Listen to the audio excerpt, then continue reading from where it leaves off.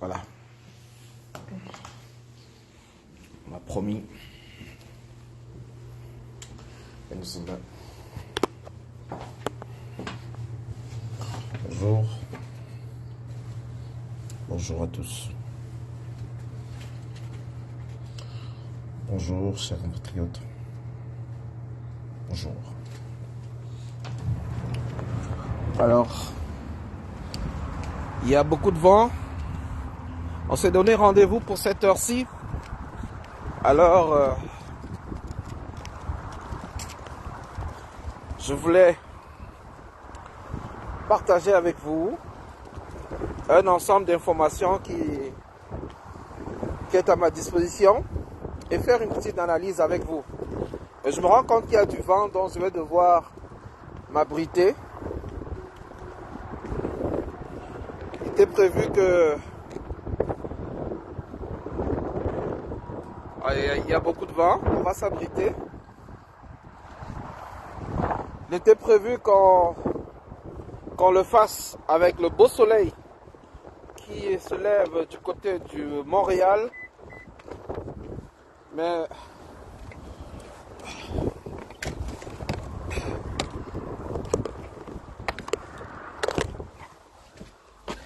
étant donné le vent qui souffle très très fort, je préfère donc qu'on se mette à l'abri pour qu'on puisse bien se comprendre.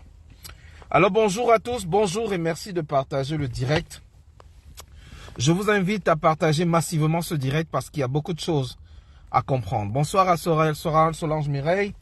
Bonsoir à tous ceux qui se connectent en ce moment. Alors, comme il est de coutume, on va rendre hommage à notre grand frère. La musique jouée n'est pas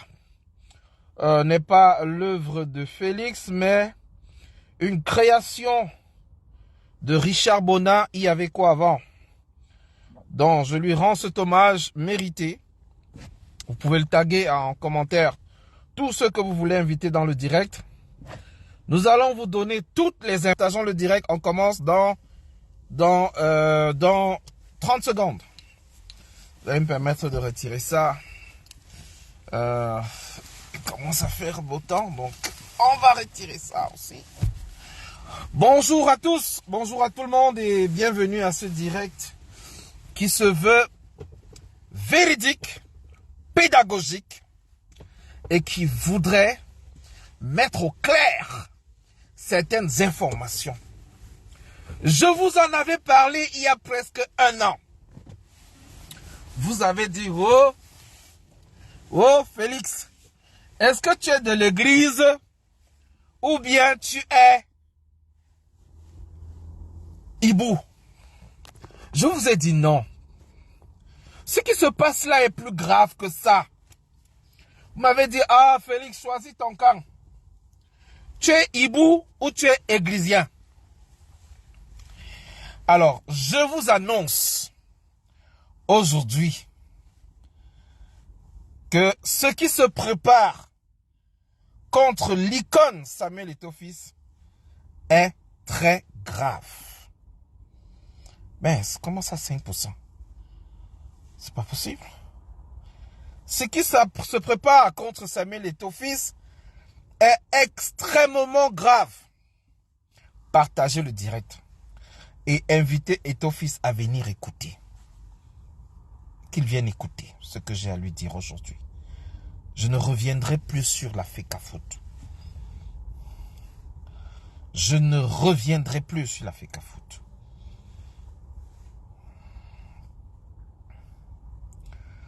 Je ne reviendrai plus sur la FECAFOOT. Alors, premièrement, bonsoir à tous. Bonsoir Solange. Bonsoir Magdalene. Bonsoir Lisa. Bonsoir à tous ceux qui se connectent. Merci de mettre les cœurs. Mettez les cœurs et partagez le direct. S'il vous plaît, je me rends compte ici que notre direct a même combien de partages. Je n'arrive même pas à entrer dans mon propre direct. C'est incroyable. Pardon, taguez-moi Samuel Eto'o-Fils, s'il vous plaît. Parce qu'il vient souvent avec un faux profil là. Il écoute, hein. Il écoute bien les conseils qu'on lui donne souvent. Taguez-moi Samuel Eto'o-Fils, s'il vous plaît. S'il vous plaît, partageons le direct, partageons dans les groupes et écoutons très attentivement. Je vais vous lire parce qu'on n'a plus beaucoup de temps et on n'a plus beaucoup de temps et le téléphone, j'ai oublié de le charger. Je ne sais pas ce qui s'est passé, j'étais très occupé. Voilà, partageons le direct s'il vous plaît. Je vous explique pourquoi j'insiste là-dessus. Il commence à signaler le direct, c'est pas grave. Tant que nous partageons et nous mettons les cœurs, ils ne peuvent pas faire couper ce direct. Parce qu'ils savent que si on coupe le direct, je ne pourrai pas relancer parce que la page est en rouge.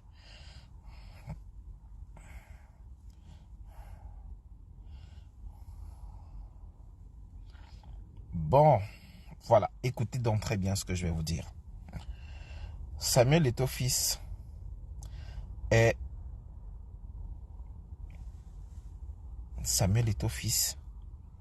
dans la merde. Dans la merde. Pourquoi? Je commence par le commencement.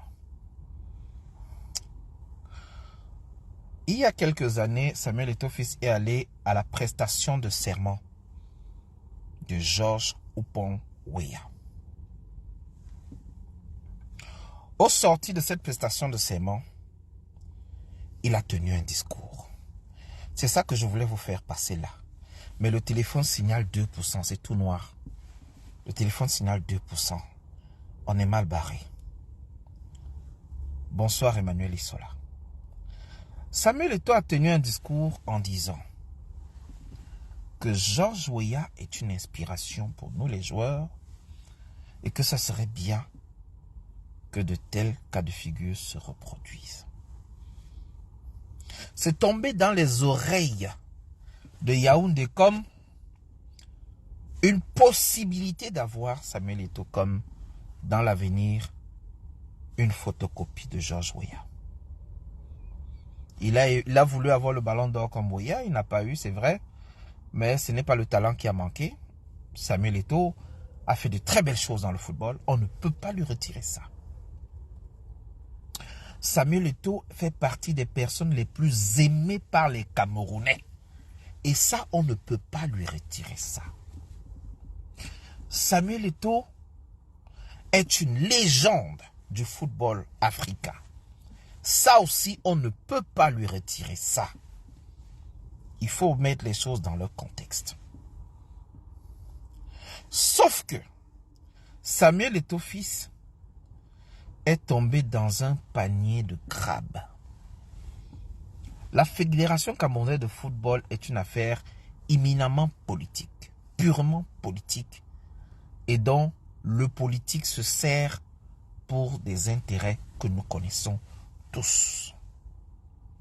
De toutes les fédérations de sport du Cameroun, la fédération de football a une particularité. Elle est même un instrument diplomatique pour le pouvoir en place. Souvenez-vous des prestations de 1990, lorsque les Lions ont atteint les quarts de finale, tout le monde voulait rencontrer le président de ce pays africain. N'oubliez pas ça. Et ça a laissé quelque chose. Samuel Eto'o-Fils, le sportif, est une référence mondiale. Et Samuel Eto'o-Fils est arrivé à la fédération avec des grands projets. Moi-même, j'ai adhéré à ce projet. J'étais fier. Du moins, je reste fier de la conception du projet. De voir quelqu'un qui vient avec un programme et dit « Voilà ce qui manque. Voilà ce que nous voulons. Voilà où est-ce que nous allons. » Eto'o l'a fait. Il faut savoir être honnête et reconnaissant. Eto'o est venu et il a dit « Voilà où nous sommes. » Il a fait un état des lieux du football camerounais. Il a dit « Il y a beaucoup à faire. Nous voulons arriver là. » Bonsoir Emma Ebele, bonsoir Emmanuel Isola, bonsoir le Lion Blanc, bonsoir Lisa Tamgué, bonsoir à Paul Clovis, bonsoir à tous ceux qui nous rejoignent. Je vous ai dit, aujourd'hui, c'est votre live. Vous partagez massivement, vous mettez les cœurs, vous sécurisez le direct et on pourra aller jusqu'au bout. Parce que aujourd'hui, il y a beaucoup qui vont vouloir couper ce direct. Et la page est au rouge. Donc, si le direct est coupé, je ne pourrai pas aller jusqu'au bout. Le problème, Samuel Eto'o-Fils, est le simple fait qu'il est utilisé comme un fusible. Beaucoup de gens ont fait des fautes de gestion. Hein? Eto'o aussi a fait des fautes de gestion, je comprends. Certains lui reprochent d'avoir mis un terme au contrat de One Sport, de Coq Sportif, d'avoir signé avec One Sport qui n'a finalement jamais versé de l'argent. On peut dire tout ce qu'on veut. Samuel Eto'o-Fils est un jeune manager, donc peut-être il n'avait pas encore d'expérience et tout, ou peut-être il ne s'est pas bien fait encadrer. Il y a beaucoup de théories qui sortent à côté. Mais je vous dis, on va d'abord aller voir le communiqué et je vais vous expliquer tout ce qu'il y a dans le communiqué. Regardez. Allons d'abord sur le communiqué. Écoutez. Voilà le communiqué du ministre. Il dit, le ministère des Sports, les mots ont leur place. Tout est dans le communiqué. Le ministère des Sports et de l'Éducation physique communique. Faisons suite aux très hautes directives du président de la République et conformément à son haut accord, objet de la correspondance numéro 71 CF/SG/PR du 2 avril 2024. Vous savez ce que ça veut dire? Attendez, je continue la partie là. Un nouveau staff d'encadrement technique, administratif et médical de la sélection senior. On va lire la suite. Ça veut dire ceci. Que faisant suite aux très hautes directives, le chef de l'État avait donné des directives. Après son discours du 10 février 2014, faisant savoir qu'il va reprendre le contrôle du football camerounais. Ça, c'est le discours du 10 février. Vous pouvez tous aller vérifier. On a mis en place une commission une commission mixte qui prend en compte à la fois les membres des ministères, les membres de la présidence et la fédération a été invitée, mais ils ont été représentés. Eto'o n'est jamais allé à cette commission. Et cette commission a repris le contrôle du football camerounais. Il avait donné donc ce qu'on appelle ici les directives. Faisant suite aux très hautes directives du président de la République. Et conformément, il a donné les directives au ministère d'aller chercher un coach. Et je vais vous expliquer pourquoi ça n'entre pas en contradiction avec les textes de la fédération. Écoutez très bien. Ce qui se passe là est un combat de coq, mais qui se gère également sur le terrain légal. Et chacun utilise les outils qu'il a à sa disposition pour saquer l'autre. Le live est signalé, les amis. Pardon, le live est signalé.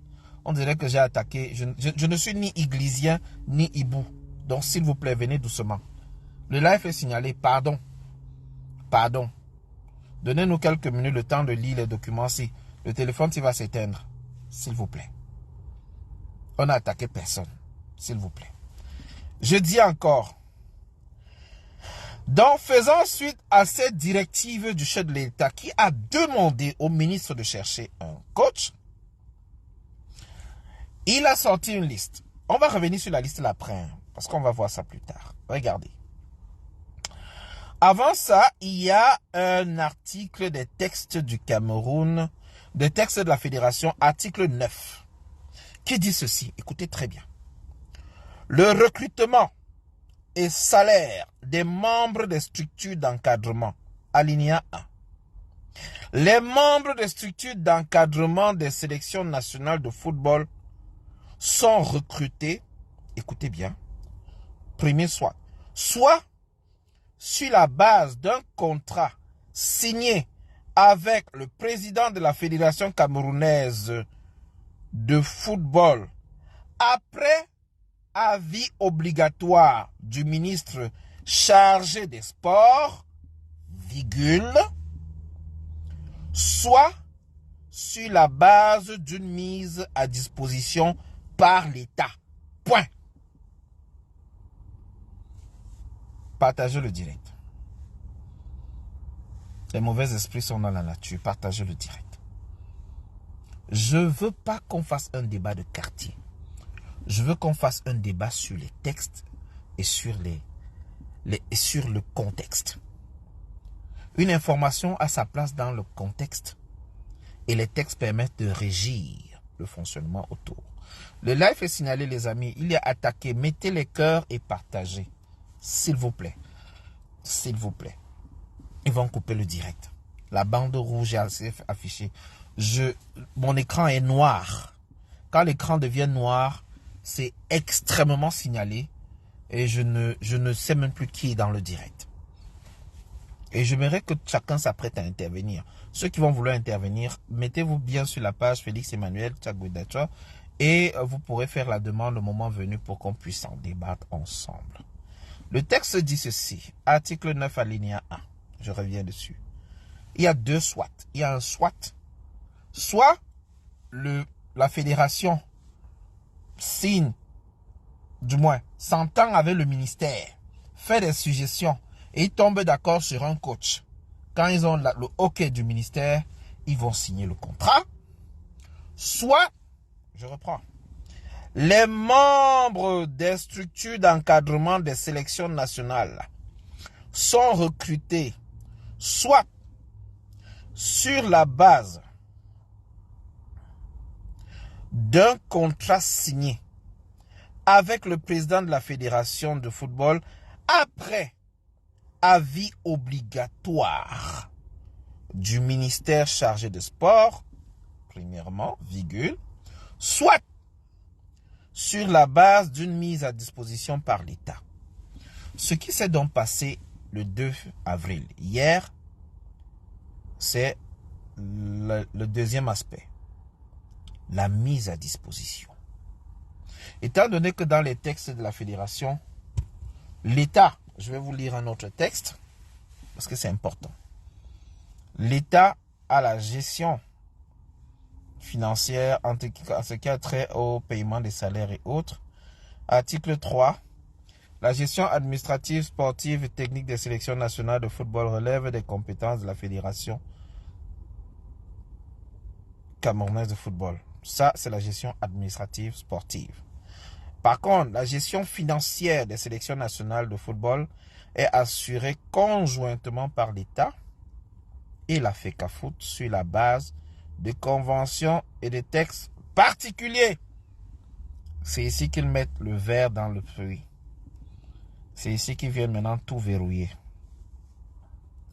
Donc, alinéa 3, les ressources allouées par l'État aux sélections nationales de football constituent des derniers publics et sont soumis au contrôle des organes compétents de l'État. Alinéa 3. Et alinéa 4. Les aspects liés à la sécurité des joueurs et le nombre des structures d'encadrement et sélection nationale, blablabla, de football, incombent à l'État en collaboration avec la FECAFOOT. Donc les amis, partageons le direct, mettons les cœurs. Il est signalé, il est trop signalé. Je ne sais même plus combien sont en ligne, comment ça se passe, mais je vais continuer mon speech en disant ceci. Samuel Eto'o fils est d'abord un Camerounais. C'est un fils du Cameroun. C'est un footballeur, oui. C'est quelqu'un qui aime le football, oui. C'est une légende du football. Mais je vous le dis, ces gens n'ont pas de cœur. Ils n'ont pas d'amis. Ils n'ont que des intérêts. J'ai entendu certains dire, oui, on avait donné libre carte à Samuel Eto'o fils à son arrivée. Oui, on lui a donné libre carte. Il a nommé son Hanak, après ça n'a pas marché. D'accord. Ensuite, on dit, bon, il a fait des fautes de management, il est entré en conflit avec tout le monde, il a fait ceci, il a fait cela. Mais je vous dis, ce qui se passe devant nous est plus grave que ça. Les Tombio Aroko n'ont pas fait forcément mieux que Samuel Eto'o. Ils ont aussi fait des fautes de gestion. Ils ont même mis à la fédération leurs amis, leurs frères, leurs familles et tout. Mais ce qui se passe aujourd'hui a des enjeux politiques. Oui, les amis. Oui. Je vous ai pris l'exemple de la visite de Samuel Eto'o auprès des autres personnalités de l'Afrique. Les chefs d'État, les présidents, sa dernière rencontre avec le président du Congo, président du Tchad, président russe, président libérien, président Sénégal, président Côte d'Ivoire. Il est reçu partout par des chefs d'État. Et ça dérange certains. Ça dérange certains. Il est allé en Gaoundéré il y a 2 jours. Et c'est le gouverneur qui est venu l'accueillir. Ça dérange certains. Maintenant, vous me demandez pourquoi je parle de Diomaye Faye. Bon, ça c'est une indiscrétion. Et ce n'est qu'une analyse. Lorsque Samuel Eto'o voit un jeune président au Sénégal, lorsque vous-même jeune, vous voyez un jeune au Sénégal, est-ce que ça ne vous donne pas des idées? Question. Est-ce que ça ne vous donne pas des idées? Si j'ai un conseil à donner à Samuel Eto'o fils aujourd'hui, c'est de démissionner de la fédération. Parce que ces gens-là, je réitère ici ce que j'avais dit il y a bien longtemps, que Samuel, mets-toi du côté du peuple. Qui se souvient? Écrivez en commentaire. Samuel, mets-toi du côté du peuple. Parce que ce qui arrive, seul le peuple pourra te protéger. Qui s'en souvient? Mettez les commentaires. Ceux qui s'en souviennent, écrivez en commentaire. Ceux qui peuvent aller chercher mes lives, s'il vous plaît, recherchez ce live-là, ressortez-le. Oui, la popularité de Samuel Eto'o fils dérange. Merci Lisa Tanguay. Sa popularité dérange. Sa proximité avec la jeunesse. Je ne dis pas avec les douleurs de machin. Oui, il a fait des sorties. Il est allé à Limbé. Il a dit qu'il n'y a rien ici. Pourtant, il avait des gardes du corps. Il a fait beaucoup de choses. On l'a appelé Samsoya. On a fait ceci. Moi, je mets ça dans le crédit de la jeunesse. La jeunesse. L'appareil politique de l'État a utilisé Samuel Eto'o à ses fins. Et maintenant, ils n'en ont plus besoin. Ils voient désormais Samuel Eto'o comme un adversaire. Soit il se range complètement de leur côté et il fait le béni oui-oui, soit on le considère comme un potentiel candidat aux élections présidentielles et on va lui mettre les bâtons dans les roues. Je vous ai lu l'article 3, alinéa 1, 2 et 3. Sachez que parmi les textes particuliers, il y a également le devoir de rendre compte. Ça veut dire que depuis longtemps, le gouvernement est en train d'accumuler des preuves, des documents en termes de gestion de fonds publics.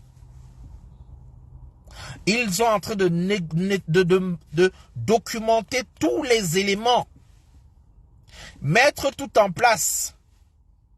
Et ils vont sortir les cartouches le moment venu. Alors, ce qu'il y a de mieux à faire par Samuel Eto'o-Fils, c'est de faire un audit interne. De faire un audit de la gestion financière. Depuis son arrivée en décembre 2021 jusqu'à ce jour, il prend acte. Parce que la sortie que la fédération a faite, en fait, ils sont en train de remettre en cause les hautes instructions, les hautes, je vais lire le mot précis, parce que les hautes directives, parce que c'est ce qui est dit dans le message du ministre des Sports. Et le ministre des Sports est à la fois conseiller sportif du chef de l'État. Donc, le ministre dit dans son communiqué radio-presse, le ministère des Sports et de l'Éducation physique communique, faisant suite aux très hautes directives du président de la République et conformément à son haut accord, objet de la correspondance numéro 71 bar. Ça veut dire que le ministre a communiqué avec la présidence. La présidente lui a envoyé un accord le 2 avril, qui est la correspondance 71 bar. Ça s'appelle les références administratives du courrier. Et donc, quand ils ont reçu cette confirmation, ils ont donc rendu public la nouvelle équipe qui va diriger l'équipe le football camerounais. Maintenant, on peut débattre du contenu. Mais ça reste que le communiqué là vient de Eto'o-Dit. Si ce n'était pas le cas, depuis hier, Ngongo serait sorti. Et quand vous voyez les références du courrier, c'est bien écrit numéro 71 bar CF /SG, qui veut dire secrétariat général, /PR, la présidence. Et donc, ce qui se passe là a des répercussions beaucoup plus politiques que sportives. On essaie de dire à Samuel Eto'o que, hey petit, on t'a à l'œil. Désormais, chaque action que tu poses, nous avons le pouvoir de faire le contraire. Souvenez-vous que l'équipe, l'encadrement sportif qui a quitté avec Conceição, c'était bien. Il y avait bien Oman Biik, il revient. Il y avait Achou Cyprien Besson qui revient.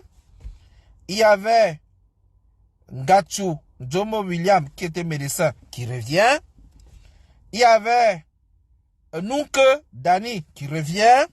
Et il y avait le coach des gardiens qui était Aliou Boukar qui revient. Donc vous avez l'impression que c'est la même équipe qui était du temps de Conceição. Et qu'on a tellement négocié avec Conceição pour qu'il revienne. Mais il a dit, si je n'ai pas mon argent, je ne reviens pas.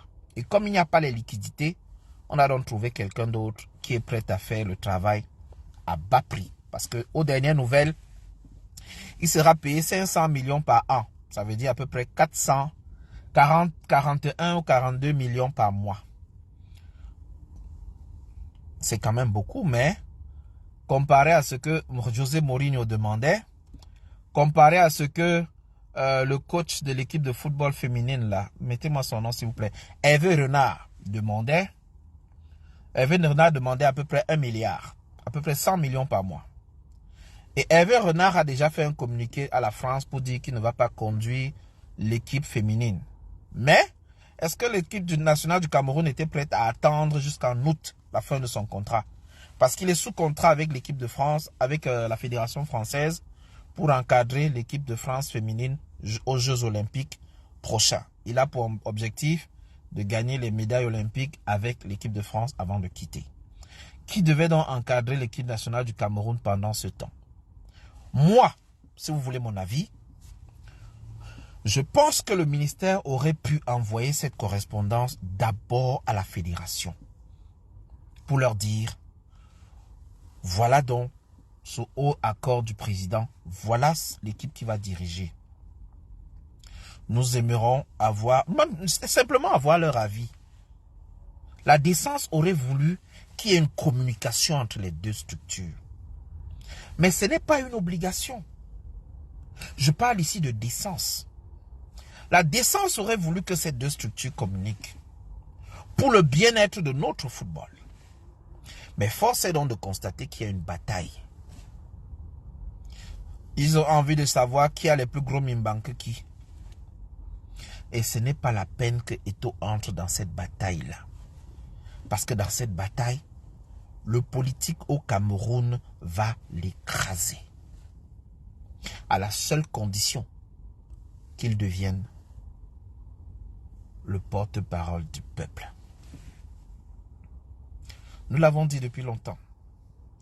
Eto'o est jeune. Eto'o connaît les problèmes des jeunes. Si Eto'o sort, il met sur sa page, allez vous inscrire sur les listes électorales.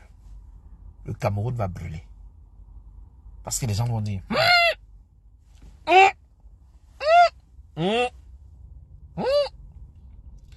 mais il doit le faire.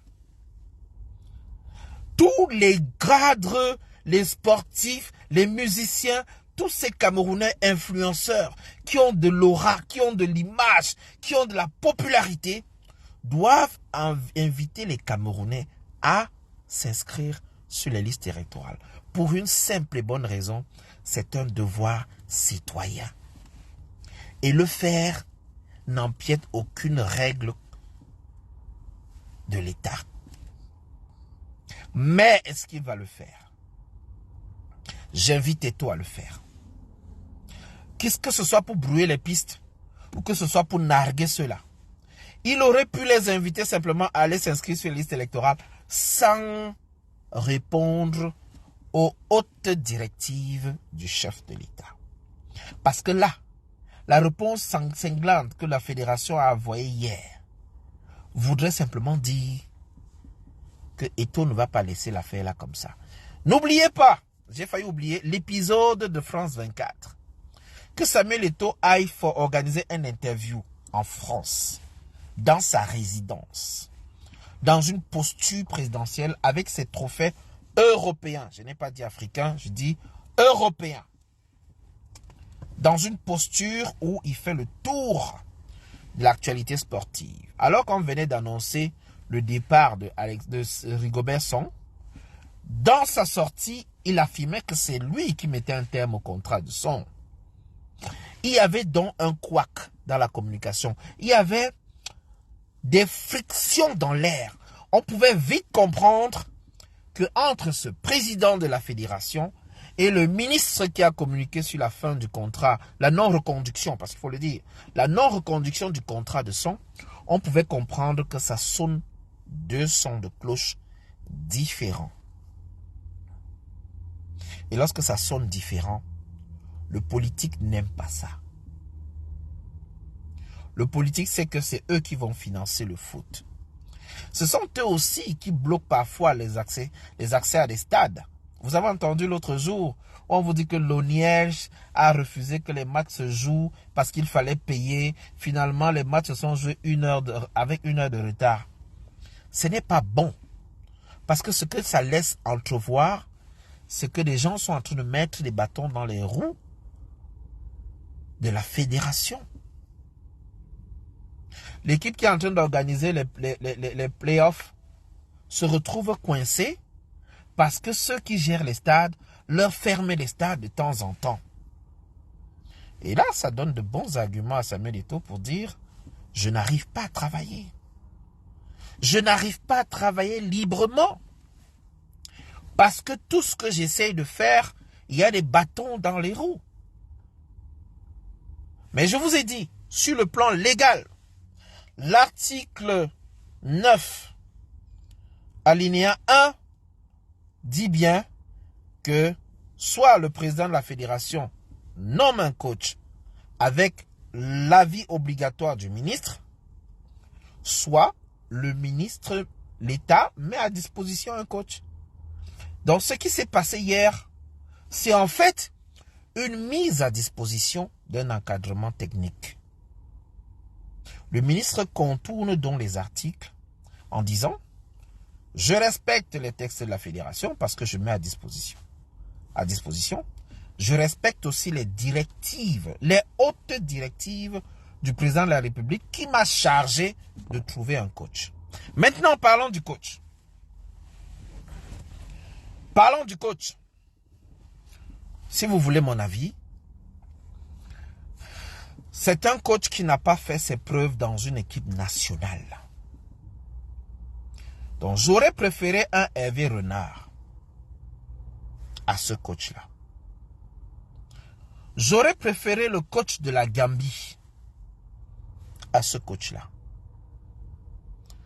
Il a fait ses preuves dans le championnat belge, d'accord. Il a 800, ou c'est 600 matchs, ou c'est 500 matchs, 250 victoires, 200 défaites, tout ça. J'ai vu les statistiques. Mais là, c'est dans le contexte des équipes, des clubs de football. Un club de football, quand un coach arrive, il a un encadrement, il a la période, la pré-saison pour préparer son équipe. Il fait la préparation physique, la préparation technique, il évalue ses joueurs, il a le temps de les côtoyer, de les connaître, de les voir s'entraîner tous les jours pendant un mois et demi, et ensuite, il peut faire une sélection des 11 entrants pour... Il a les matchs amicaux pour les tester, pour les évaluer, pour voir comment ils évoluent.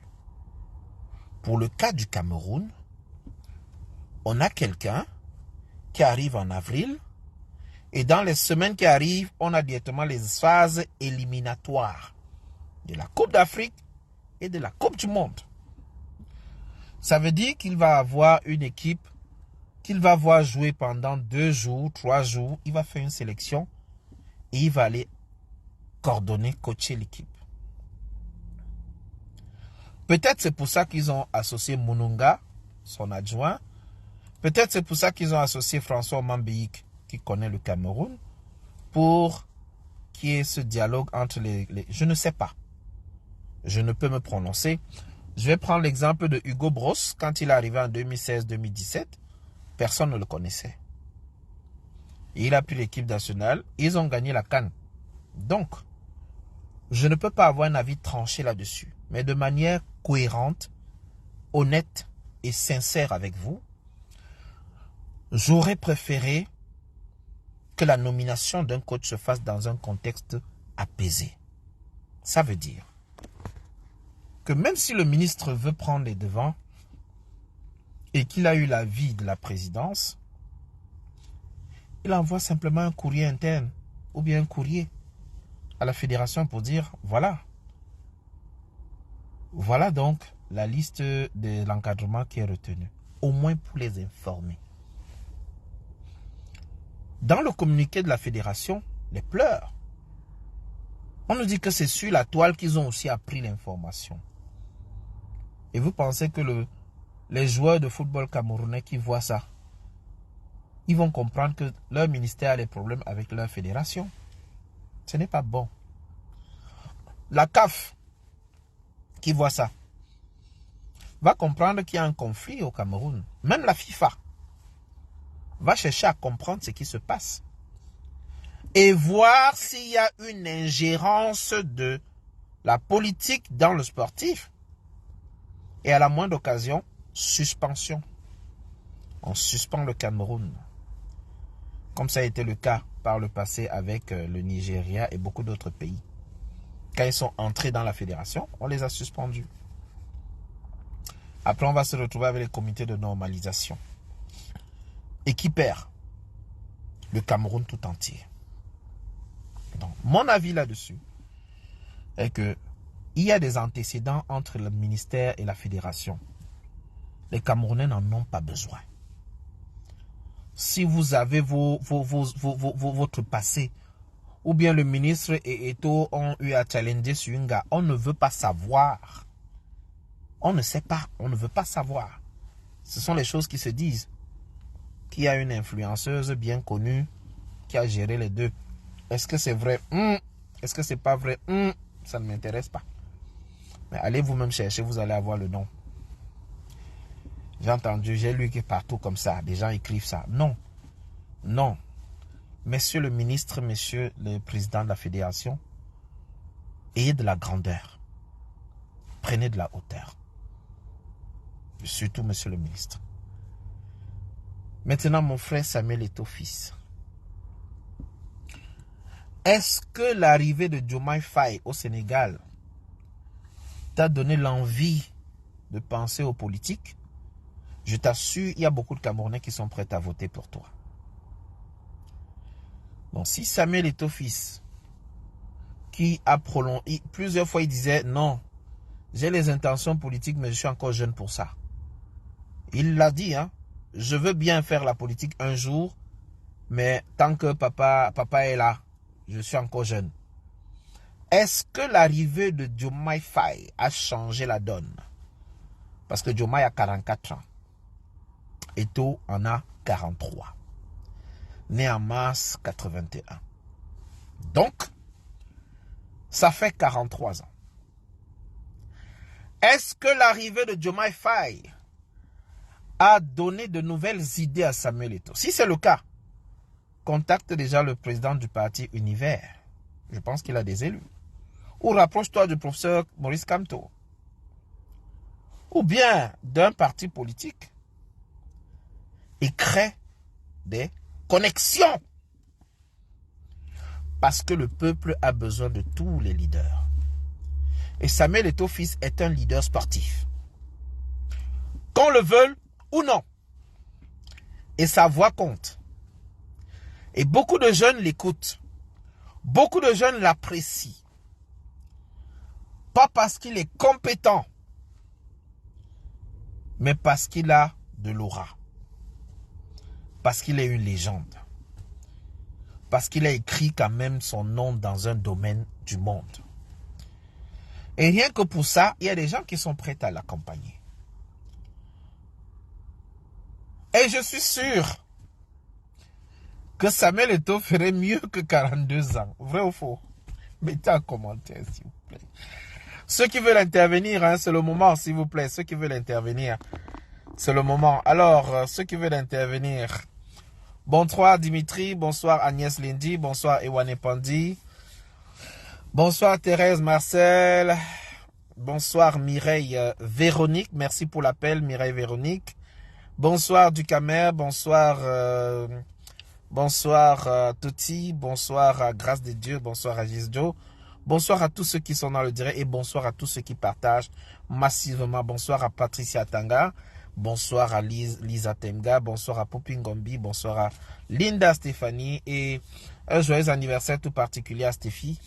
Mon petit cœur qui fête 1 an de plus aujourd'hui. Quand je dis mon petit cœur, n'allez pas chercher trop loin. Vous êtes un peu loin là. Ok. Donc ceux qui veulent intervenir, c'est le moment d'envoyer les demandes, de partager vos avis.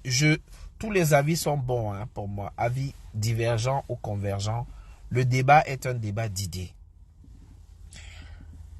Diomaye Faye a écrit une belle page de la politique africaine, de la politique sénégalaise.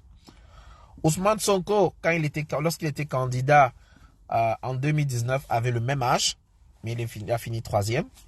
Cette année, je vais vous faire écouter une vidéo. Si l'écran peut encore réagir, oh ça va s'éteindre. Oh ça va s'éteindre, c'est éteindre. Bon, c'est pas bien grave. Il y a une vidéo sur ma page que j'ai mise d'ailleurs. Durant la campagne présidentielle,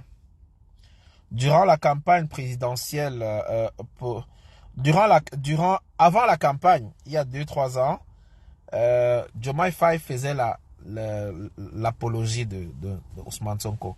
Je rappelle que Ousmane Sonko a été désigné Premier ministre pour conduire le premier gouvernement de Diomaye Faye. Je vous l'ai annoncé la semaine passée. Les deux vont travailler ensemble. Et dans les mois à venir, le poste de Premier ministre va être abrogé parce que le Parlement sénégalais va être dissous. Et je tiens à rappeler qu'actuellement, le PASTEF n'a pas la majorité au Parlement, donc aura du mal à implémenter les lois de finances, les différentes lois qu'ils ont promis durant leur campagne. Alors, dans les 6 mois qui viennent, le président va prendre les dispositions pour dissoudre le Parlement. C'est la règle.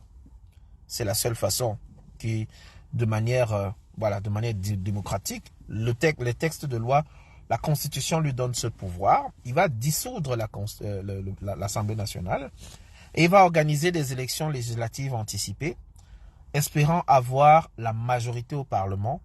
Et à partir de là, il pourra implémenter les différentes réformes qu'il a promis. Il va rencontrer les présidents de l'AES dans les semaines à venir. Il va rencontrer le président du Burkina, le président du Niger, le président du Mali. Le Mali qui est le pays le plus proche. Et ils vont tisser des liens parce qu'il a promis de sortir du CFA. L'AES est en train de mettre en place une nouvelle monnaie. Et l'une des priorités, il a eu d'ailleurs un échange avec le directeur de la banque la financière internationale hier, après son investiture.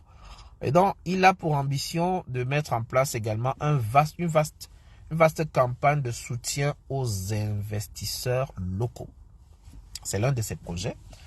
Ça fait partie également des trucs que j'ai lus dans les textes du MRC.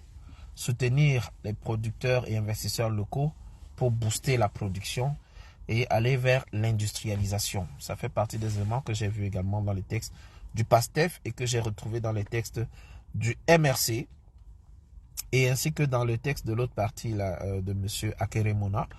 J'ai vu quelque chose comme ça. Donner de la place aux jeunes, ça fait partie de leur projet. Donc, j'invite donc les Camerounais qui nous suivent aujourd'hui à s'impliquer. Impliquez-vous dans la politique.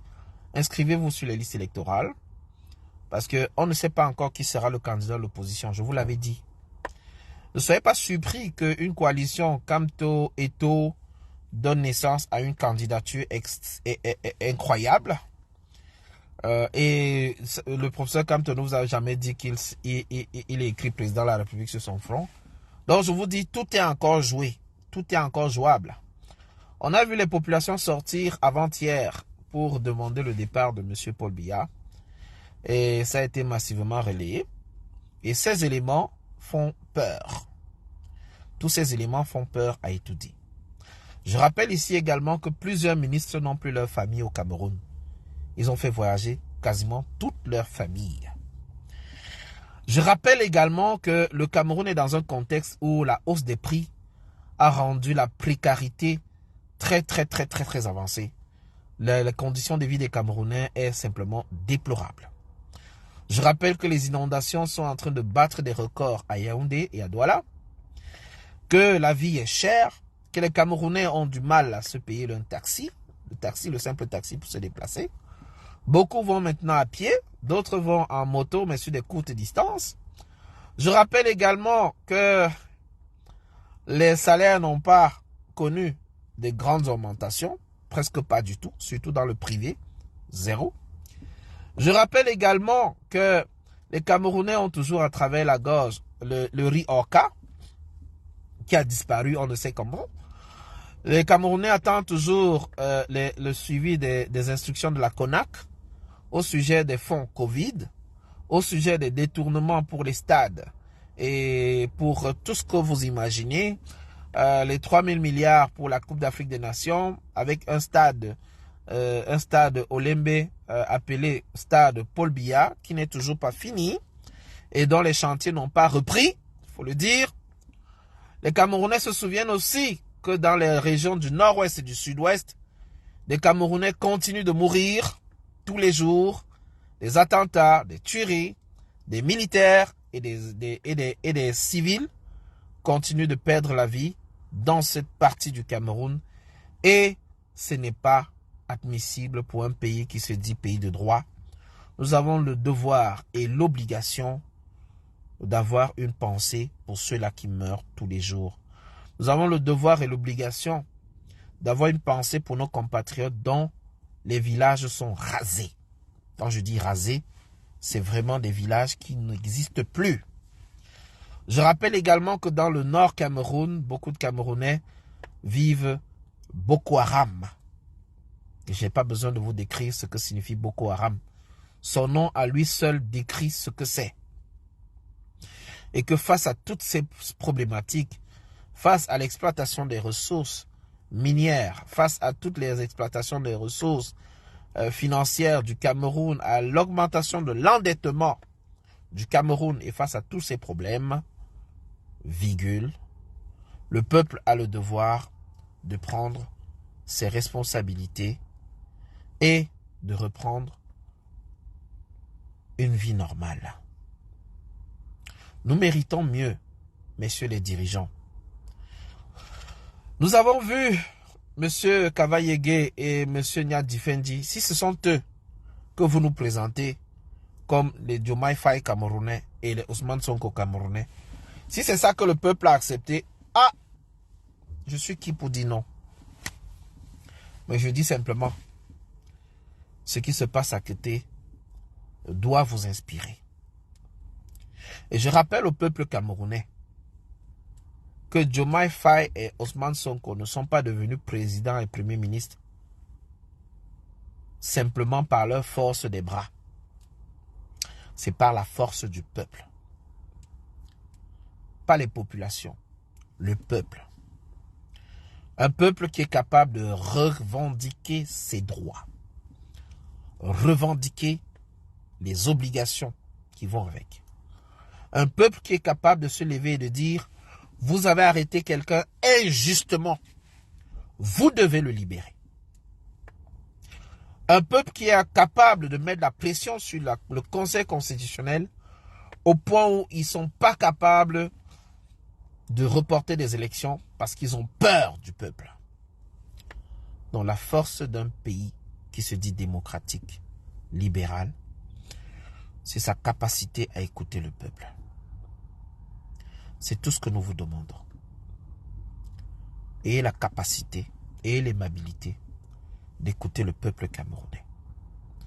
Chers dirigeants, je vous prie, je vous supplie d'éviter ce qui s'annonce là. Ça ne sent pas bon. Et je ne manquerai pas de vous le rappeler ici. Ça ne sent pas bon. Et je ne souhaite pas que nous tombons dans cette marée de sang. Alors faites ce qu'il y a de mieux à faire. Écoutez le peuple. Et cher peuple, cessez d'être des populations.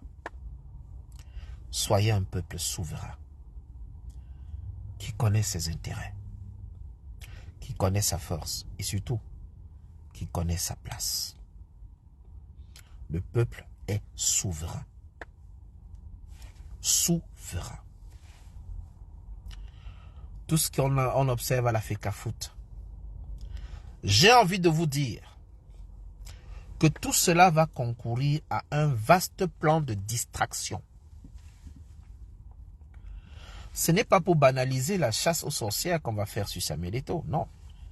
Mais c'est pour vous dire que sortir les cartouches Eto'o contestés vont faire partie d'un ensemble d'éléments qui vont entretenir la population dans une forme d'endormissement et de distraction. Les Camerounais ne vivent pas que du football. Mais ce qui se passe dans le football n'est pas que du football. C'est aussi politique. Et éminemment politique. Et si vous ne comprenez pas ça, alors on continuera de vous diviser. Donc, c'est pas parce que Samuel Eto'o est dans les difficultés aujourd'hui que parce que j'ai fait des lives, il faut dire non, Samuel, tu ne devais pas faire ça, que je vais dire bien fait pour lui. Non. Non. Non. La fédération n'est pas qu'une affaire de Samuel Eto'o fils. Le football, c'est tous les Camerounais. Et là, on est en train de vivre une chasse aux sorcières, un règlement de compte sur la personne de Samuel Eto'o fils. J'aimerais considérer ce qu'il a fait par le passé comme des erreurs de management et inviter son aîné, M. Mwele Kombi et tous les autres, à plus de grandeur. Notre football camerounais mérite mieux que ça. Nous méritons mieux que ça. Et nous avons besoin d'avancer sur des vrais problèmes qui concernent les Camerounais. Notamment ce qu'ils mangent, notamment la santé, l'éducation, les enseignants et tout ce qui va avec. Alors, chers amis, c'était ça le contenu de mon échange avec vous aujourd'hui. Donc, je vous remercie à tous ceux qui ont partagé ce direct, à tous ceux qui ont mis les cœurs, tous ceux qui ont compris la logique que j'ai employée dans ce direct. La logique n'est pas pour encenser églisiens ou hiboux. La logique était de poser les faits, les textes de loi, les décisions prises, le contexte, les prétextes et tout ce qui va autour.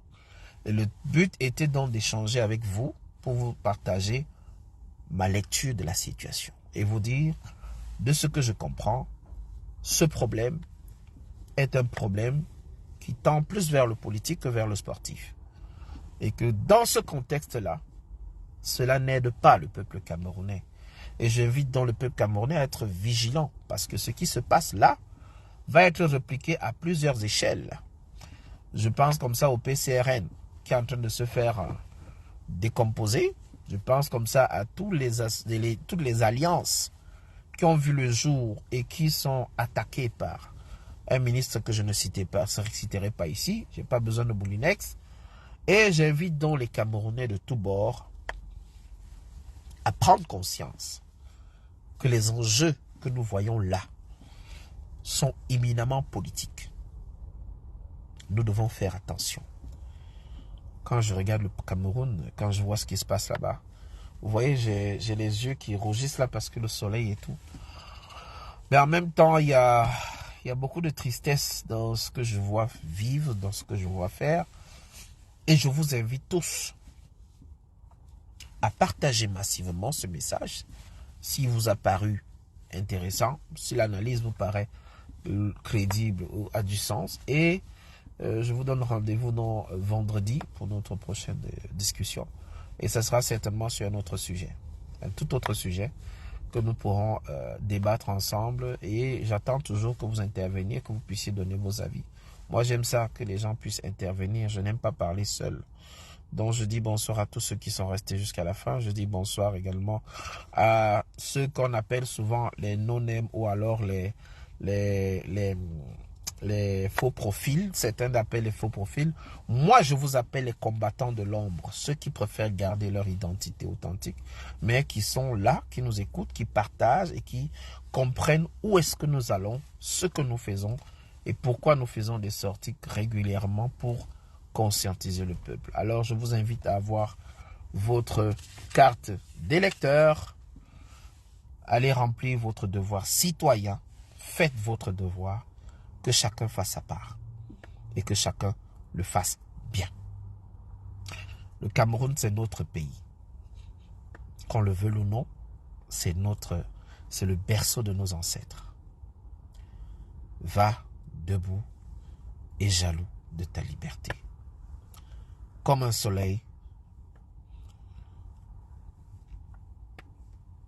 fier doit être. Donc voilà.